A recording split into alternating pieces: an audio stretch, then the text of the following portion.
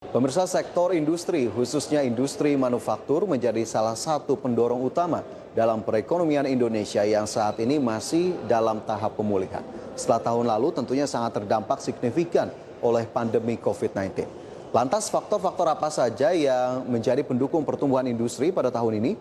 Kita simak dalam infografis berikut ini. Kita ke grafis yang pertama, pemirsa, di mana ini merupakan beberapa faktor penggerak pertumbuhan industri di tahun 2021. Yang pertama adalah investasi. Ya, ini kita tahu dari tahun ke tahun realisasi investasi tentunya diharapkan bisa menjadi motor utama bagi pertumbuhan industri di dalam negeri, baik investasi dari dalam negeri ataupun investasi dari luar negeri. Dan tentunya kita bisa terus memantau bagaimana capaian ataupun realisasi investasi dari data-data yang dikeluarkan terutama oleh Badan Koordinasi Penanaman Modal ataupun BKPM. Kemudian yang kedua adalah penggerak pertumbuhan industri adalah Undang-Undang Cipta Kerja, di mana undang-undang ini memang sejak awal dilahirkan dan sudah efektif sampai dengan saat ini diyakini bisa menjadi faktor penarik untuk bisa mengundang minat investor untuk bisa berinvestasi ke Indonesia dalam berbagai bidang, di mana sudah disediakan kemudahan-kemudahan yang ada, peraturan-peraturan yang sepertinya memang bisa menjadi salah satu magnet utama bagi investor.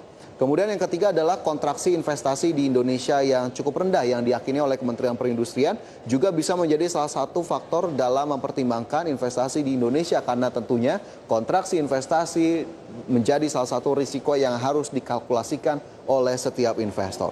Kemudian faktor yang keempat adalah relokasi sejumlah pabrik di Indonesia, di mana kita tahu adanya perang dagang dalam beberapa waktu lalu, kemudian ada relokasi yang dilakukan oleh perusahaan-perusahaan China ke beberapa negara di Asia Tenggara, Vietnam, dan bahkan Indonesia. Ini menjadi momentum yang cukup positif untuk menjadi penggerak pertumbuhan industri di tahun 2021, di mana kita tahu nilainya tentunya tidak main-main, tidak kecil, cukup besar, sehingga diharapkan memang bisa menjadi motor utama bagi industri Indonesia di tahun 2021. Sementara itu pemirsa, dengan didukung oleh faktor-faktor tersebut, Menteri Perindustrian Agus Gumiwang memproyeksikan industri manufaktur di tahun ini bisa tumbuh di angka 3,95%. Optimisme tersebut sejalan dengan investasi pada industri pengolahan non-migas yang masih tumbuh positif. Pasalnya, kendati pertumbuhan PDB masih minus pada tahun 2020, nilai investasi, termasuk investasi di sektor pendukung manufaktur, justru meningkat dan berpotensi mengalami lonjakan di tahun ini. Lantas sektor industri apa saja yang diharapkan menjadi penopang pertumbuhan sektor manufaktur di tahun ini? Kita lihat dalam grafis berikutnya, di mana ini merupakan sektor industri primadona atau yang paling diminati di tahun 2021. Yang pertama adalah sektor logam dasar. Kita tahu Indonesia memang cukup beragam kekayaan ataupun kandungan logamnya sendiri, bahkan beberapa perusahaan diharapkan bisa menjadi pemain utama dari sisi metal mining begitu atau logam dasar di pasar global ataupun di kancah dunia, sehingga sektor ini dirasa masih cukup menarik. Kemudian sektor otomotif, kita tahu industri manufaktur Indonesia terutama di otomotif sudah beberapa waktu begitu ya menjadi pemain utama melakukan ekspor kendaraan, kemudian juga menjadi pemasok utama bagi beberapa jenis kendaraan di beberapa negara tertentu.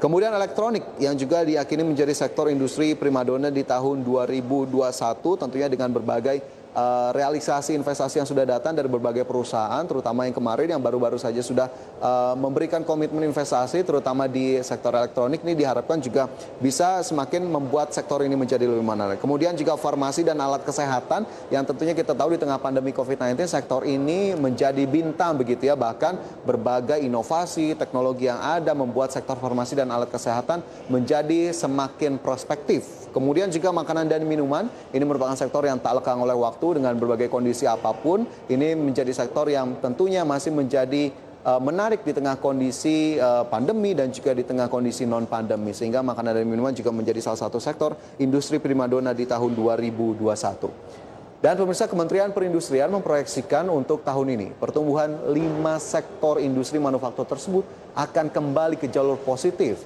Dan tidak hanya 5 sektor tersebut, tetapi juga seluruh subsektor manufaktur digadang-gadang akan kembali bergairah.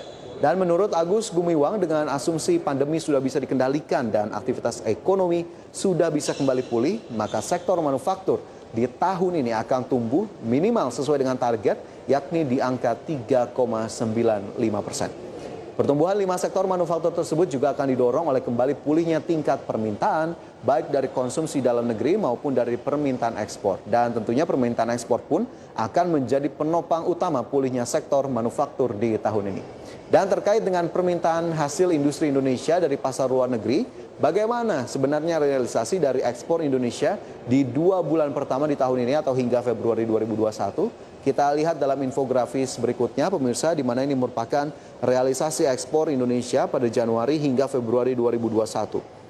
Di mana ekspor non-migas kita lihat ini 30,56 miliar dolar Amerika atau naik 10,35% secara year on year. Adapun ekspor non-migas 28,81 miliar dolar Amerika 10,52% secara year on year. Adapun ekspor industri hasil pengolahan ini juga bisa kita lihat data-datanya dalam grafis yang sudah kami sajikan pemirsa, dan data-datanya ini kami ambil atau kami himpun dari Badan Pusat Statistik.